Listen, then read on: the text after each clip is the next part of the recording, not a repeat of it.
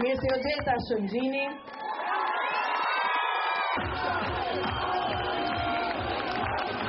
Të kryer janë disa herë më të mëdha se investimet e 15 vitet të shifrat në fundit. Brenda këtij viti do të fillojë super investimi i rrugës së punës. A dini një qeveri tjetër në botë që për një periudhë 4 vjeçare të dyfishojë buxhetin e vet? A dini ndonjë qeveri tjetër që një periudhë 4 vjeçare të ketë dyfishu rrogat të arsimtarëve të tyre? Pra janë 44.000 familje të cilëve ne ja kemi dyfishu rrogat, vetëm të arsimtarë.